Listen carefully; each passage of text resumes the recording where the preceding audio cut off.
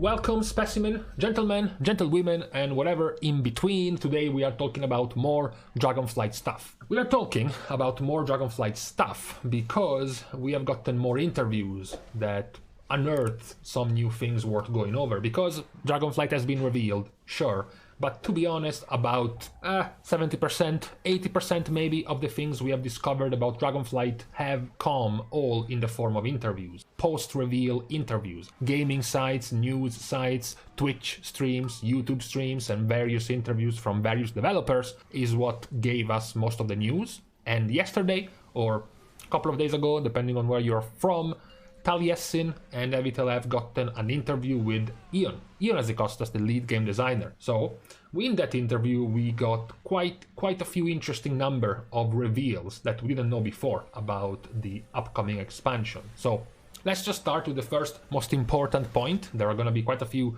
pressing matters for the player base to be interested in 10.0 in Dragonflight. The first point is the question related to borrowed powers. Of course, right? We have to know about this. After all, we were told that Blizzard was implementing this expandable talent system as a way to move your power into a permanent situation rather than a tier by tier, patch by patch borrowed power system. Ion says that one of the biggest things, one of the more important things that they have learned up to this expansion is the community wants no borrowed powers.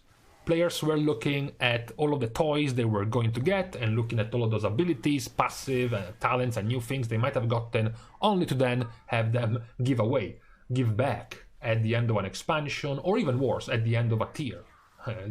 A one tier only system, like for example the Benthic gear of Eternal Palace, or even what we have gotten in this expansion with things like the Shadow Domination system of Sanctum. So not only the borrowed power is going to be toned down significantly, but more importantly, much more importantly, in Dragonflight nearly everything is going to be account wide.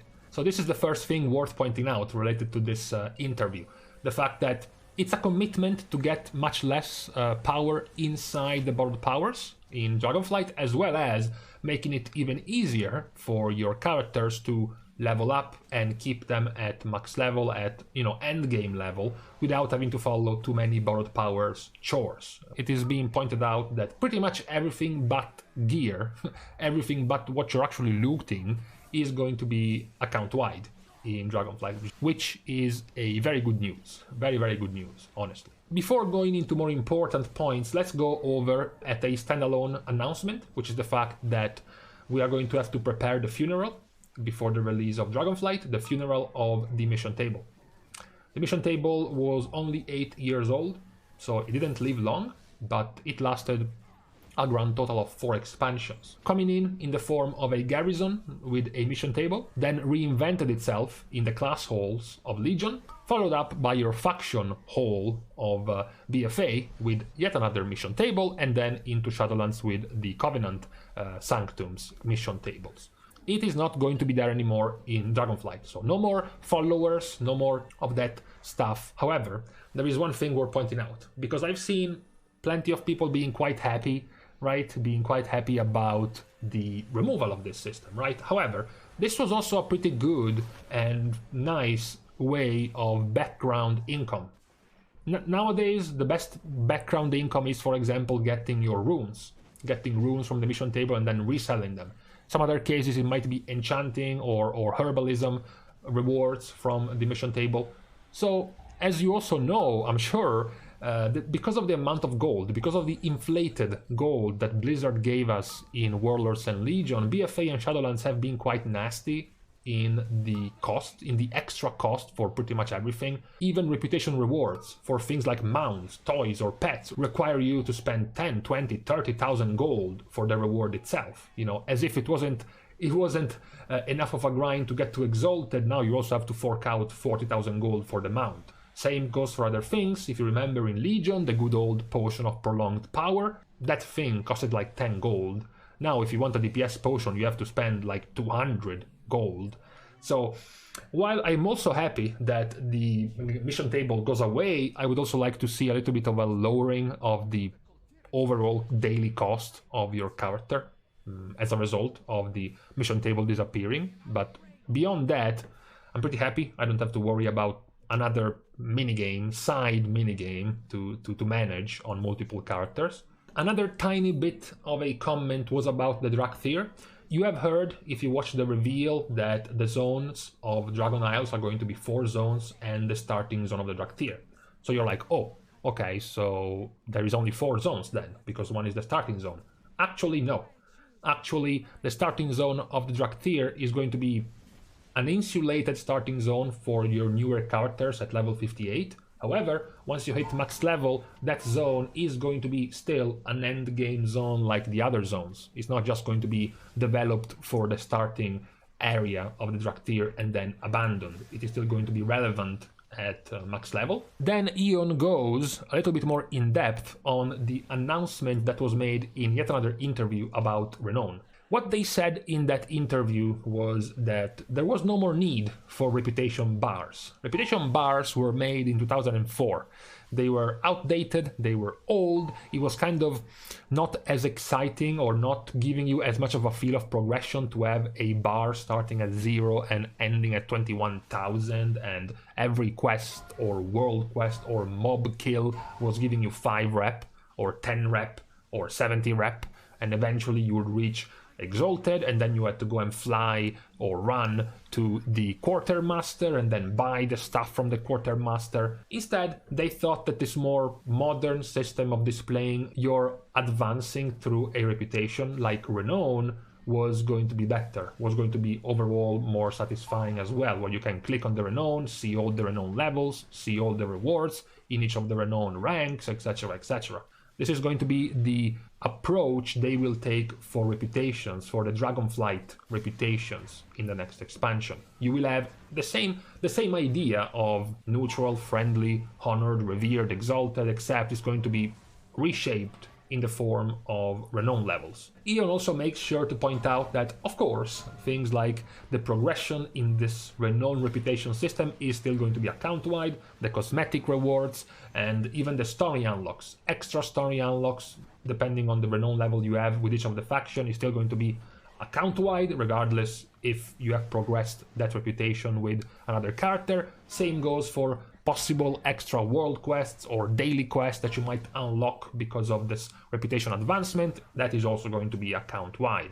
Ion then goes on to reiterate on another one of the announcements related to Mythic Plus. This was another one of the reveals that even though the expansion is going to have 8 dungeons and they will all be available in their normal, heroic and mythic 0 difficulty, only 4 of them will be available in Mythic Plus, because 4 more are going to be from older expansions. They are focusing right now, for the release of the expansion, they are focusing on Mist of Pandaria dungeons for the first rotation of Mythic Plus. And it's pretty much repeating what they already said, which is the fact that they think that keeping newer dungeons for a further rotation later on in the expansion can be more refreshing, can give you a better feeling of excitement when a new patch comes through, as well as the itemization becoming better. You will not be forced to hunt the same trinkets or perhaps the same weapons or the same special anything in the gear for the entire expansion, because instead this time around the dungeons will rotate. So at the very worst, you will have to farm that specific item only for one rotation, and then new dungeons are going to come in. Perhaps there is going to be a better option for you in that item slot.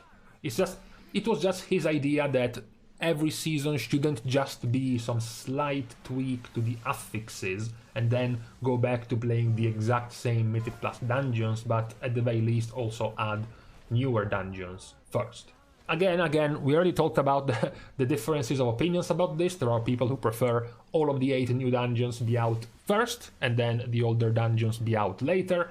People who prefer the split. I won't go too much into it. You're free to side with whichever. I myself also would be fine with both, honestly. The other point, and here we have to be a little bit more somber and a little bit more dubious, because it's not a good point. This is the point about cross-faction. And I know this was gonna come. I know because it wasn't announced in the reveal and in any of the first few interviews, and considering it's a pretty big thing, they would have announced it. they would have announced it by themselves. If you have to go and ask them about it, and they have to answer you, it means they know it's not gonna be received well. So they would much rather not say anything and hope nobody asks. Unfortunately, someone asked. Someone asked about cross-faction guilds. Because yes, you have announced that in 9.2.5 Blizzard was going to introduce cross-faction. You can cross-faction raid, you can cross-faction Mythic Plus, you can coordinate your raids, for example, in communities. Through communities, multi-faction communities can then join the same raid. So the next step, many people assumed, is, well, they are preparing for 10.0. They are preparing for rolling out the full-blown cross-faction in 10.0. Doesn't look like. The response from Ion was that it is something that could happen, but at the moment there are a lot of technical issues and they are currently not quite there. That's why I think it's a little bit disappointing, because you know that even though, yes, technically players will be able to raid with the Alliance if they are Horde, it's hard that it's going to happen if you don't have a proper guild. It's hard that guilds will actually join a community and progress multi-faction. What's gonna happen to rankings, right? Rankings, whichever site you want, Raider.io, Warcraft Logs, WoW Progress, or even the Blizzard site itself, is going to gauge progression based on how many players are members of the same guild. So, if you join a community with 11 Horde players, 13 Alliance players, how are they gonna be when it comes to progression? It won't show up. The progression of that guild won't show up because it's not a proper guild. So I don't think they have it quite yet to make full complete cross-faction work for guilds. However, it is still definitely much better than what we had before, particularly for Mythic Plus. That is where the biggest change for cross-faction is going to be, waiting for the guild version to function. Mythic Plus cross-faction is going to be a blessing for Alliance players. Lastly, we point out about the endgame, what Ion says we could expect for the endgame of Dragonflight. He's saying, verbatim, that Eternity's End and Zereth Mortis are a pretty good example of your day-to-day activities of Dragonflight. So you're going to have your open world system that is going to have gear, is going to have progression through a certain system, perhaps something like the Cypher of the first ones. Maybe Dragon Riding is going to be the similar system. You're going to have daily quests, you're going to have world quests to progress your renown / reputation with your Dragonflights, and more importantly, more universal currencies. As you might have noticed, the amount of currencies, the major currencies of this patch are much fewer. You have the Cypher of the first ones, and you have the Cosmic Flux for the crafting. Yes, you have about 75 different currencies for pets and mounts, but that's another argument completely. So that is what Ion says we can expect for the next expansion when it comes to the endgame content. Then again, it's not that surprising. That being said, this was all we have gotten from the interview from Ion. So you can follow up the entire 1 hour long interview if you want. I'm gonna leave behind the link for the interview itself. Other than that, this was all for today, for this Thursday, I believe. Thank you guys, of course, for watching the video. Doing so helped growing the channel, and you can also continue to do more by liking and commenting down below, as well as, of course, subscribing to the channel. But for today only, everyone who didn't watch the video or didn't read about this interview already can subscribe to the channel as a thank you for being given this pretty interesting bit of information about Dragonflight. I am, of course, once again on Twitter. My tweet per day is skyrocketing, is almost reaching 1-to-1, insane. And you can also find me on Patreon if you want to support me even more and you have quite a bit of money to throw away for nothing. So, thank you guys. It's time to go. See you guys soon. And in the meantime, finally, it's not that cold anymore. I can stop using hoodies and beanies and scarves. I hope it lasts.